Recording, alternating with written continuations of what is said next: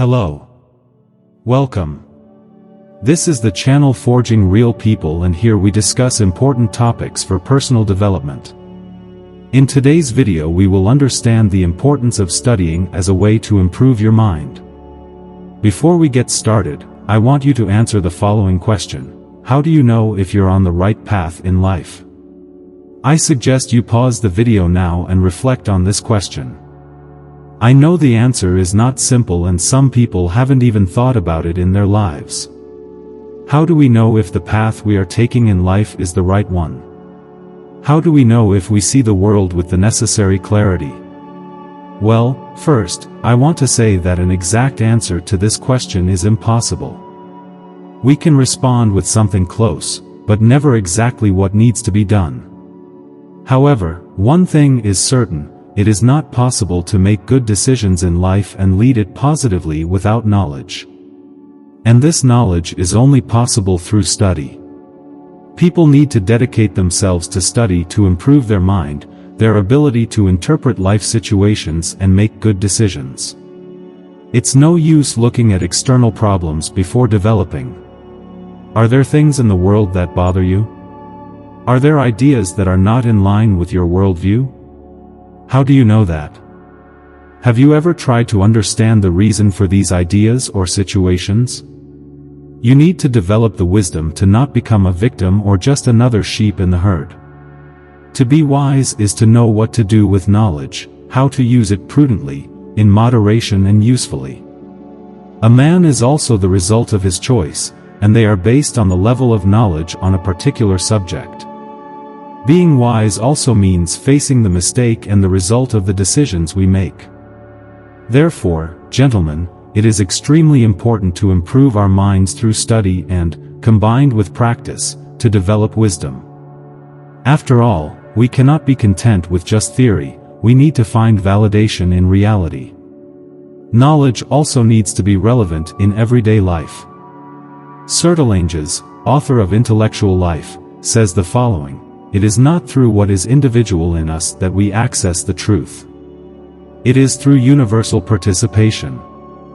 I seriously believe that people in today's world should cooperate with everyone through their knowledge and their actions. Still in the same book, Father Graytree says the following: "How much suffering could we avoid if we knew how to live together and cooperate?" It is clear, then, in view of what has been said so far, that study is important for us to make good decisions that impact our lives and also contribute to the whole. The study also has social purposes. It's not enough just to isolate yourself with books. We need to cooperate and impact the lives of other people with similar interests. Now, the question is, how to study? How to acquire knowledge? Well, first, we need to take a very common barrier. Understand that study is not just for those who are going to be an intellectual. It is necessary for every man under every condition. We are not talking about training doctors in certain areas, unless you want to follow that path. We are talking about anyone with diverse interests who must absorb knowledge relevant to their life. So don't think, "But I'm not or don't want to be an intellectual." No, we all need to improve our minds through study. Second, based on the assumption that study is sorely needed, find motivation in it. Find the reason for this knowledge. According to Sertillanges, there are two sins in study: omniscience and curiosity. The first is obvious: it's when we simply don't study.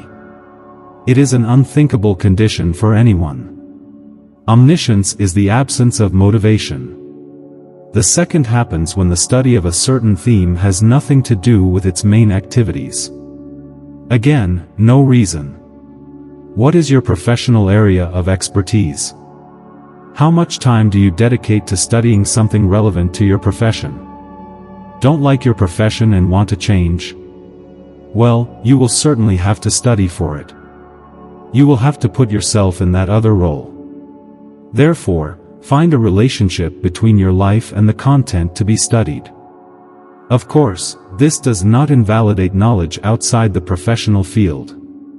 For example, I started to develop a taste for reading when I was 17, 18 years old. At the time, I was fascinated by Call of Duty. That game was challenging me to pay attention to the World War II theme. I was so fascinated by the subject that I read any material about the war at any time. See, there is a connection between an interest and knowledge. So don't be fooled by time with what has no relevance to your context.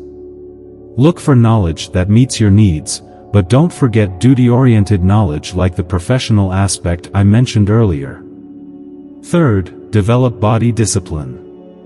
In the book, Sertillanges explains that, for the mind to function properly, the body needs to be in good condition. I have already spoken a few times about the importance of physical activity, and based on what the author said, once again, this practice proves to be accurate and important for the proper functioning of the brain and consequently for intelligence.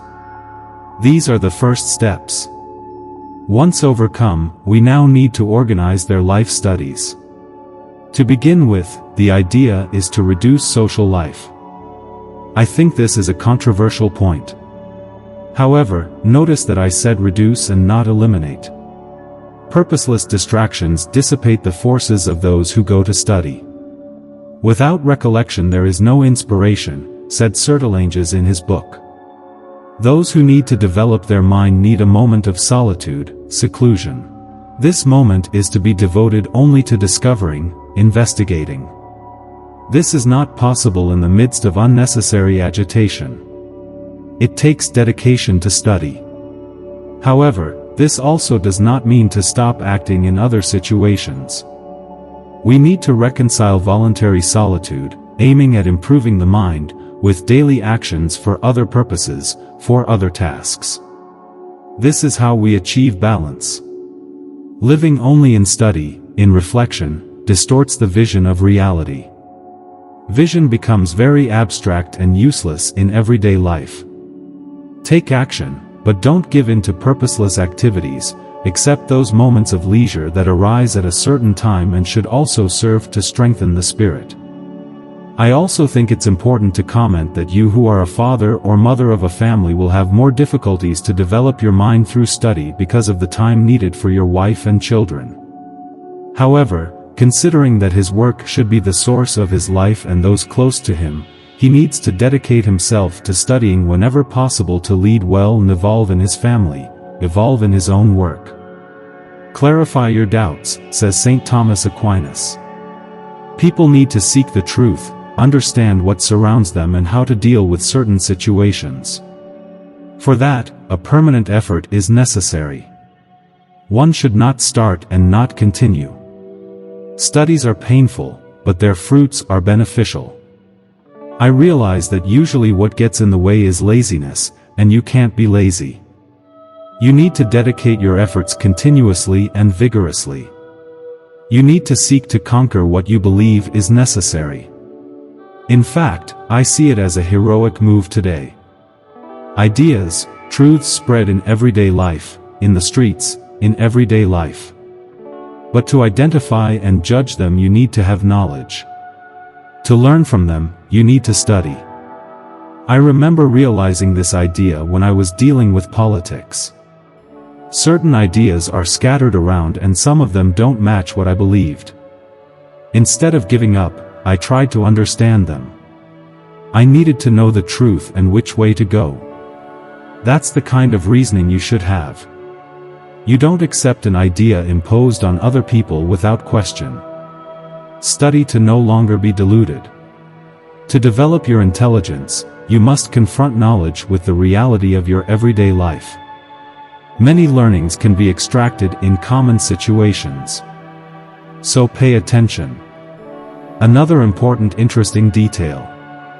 When you start your studies, it's normal to miss out on so much content. In that case, delve deeply into one topic before moving on to others. Prefer to focus on the depth of the topic.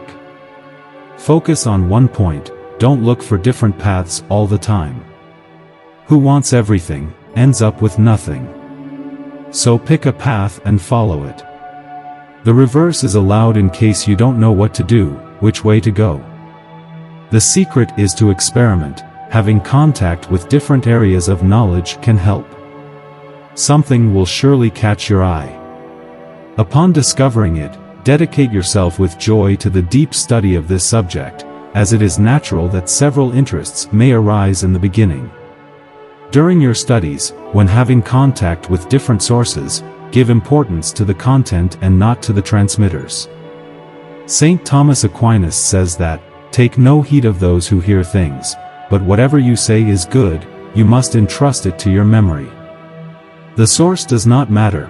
What matters is the knowledge and truth that this source wants to pass on, as this will be important in order not to be prejudiced when seeking knowledge.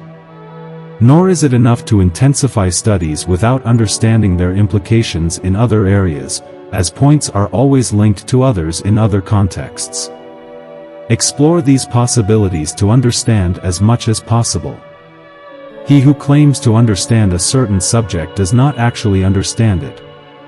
We rarely have an understanding of the whole. Right after finishing the study, it will be necessary to resume it and understand how it fits in other contexts. By doing this, the understanding will certainly change. Do not take a truth as absolute. You saw important information about the study. Now I want you to follow this method. Before studying, be clear about the following: what I still don't know, what I need to know, what I need to know even more.